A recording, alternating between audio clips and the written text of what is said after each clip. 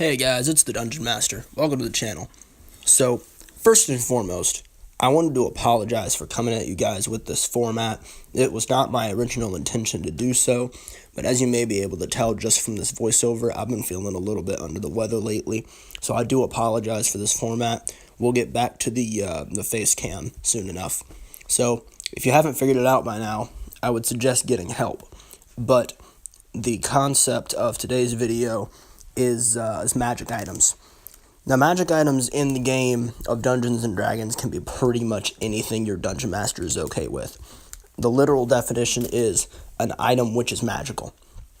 Now, these can be naturally occurring, like a crystal or a special type of stone. They can be created, such as a sword or a pendant or a staff. And they cover a variety of different applications. So there's, attacks.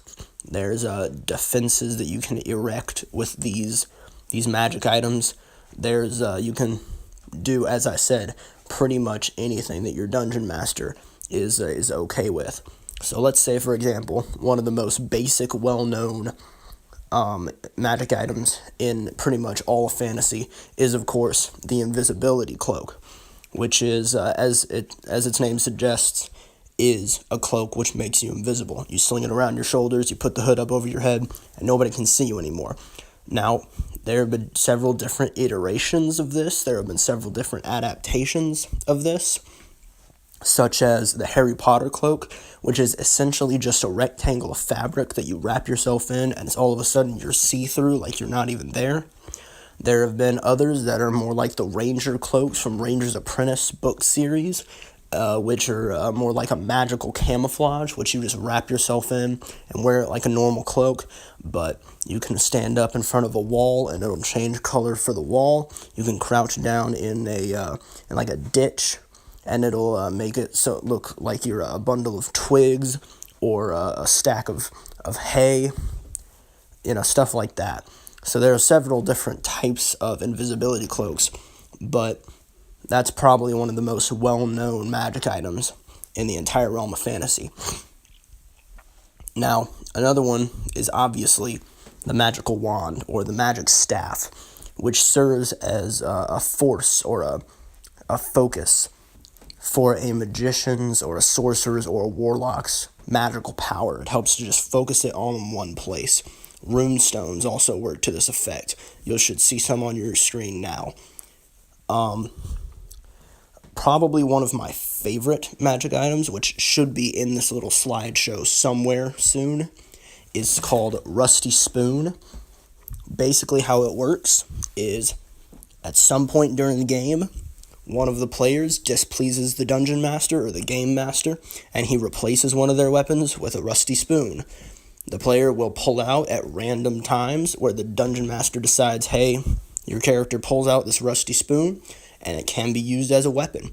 If you attack, I believe it does 1d4 damage, or 1d8 damage if you are attacking the eyes. Yep, see, there it is, rusty spoon. Let's see, another good one, I would imagine, are any sort of tomes, any sort of ancient books. These can be used much in the same way they are in Skyrim, which, for those of you who don't know, will allow you to read the book and glean knowledge of how to cast a particular spell. They can be used to cast spells directly from the book, usually in order to summon some sort of entity. I believe there's one other type of magical item that I am not remembering as of right now. Yes, the ring. So, as was just displayed, the ring can do several things. Like the one that was just displayed, it can turn you invisible or transfer you to the Wraith world, to the Shadow realm. It can also do much more mundane things, like I know of one guy who wore a ring that he took it off in-game whenever he thought his drink was being poisoned, because we had another character who would like to prank him by putting poison in his stuff. So he'd drop it in the drink, pull it out, and it would change color depending on what kind of poison had been added to the drink. Additionally, someone over on my Instagram page suggested to me the Ring of Minor Inconveniences.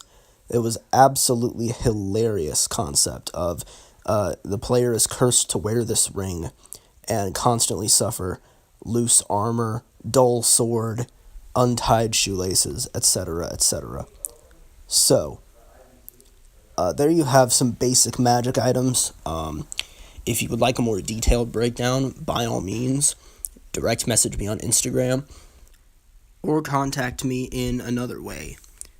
If you know me intimately enough to have my number, go ahead and call me. Until then, keep it rolling high, guys. Love you all.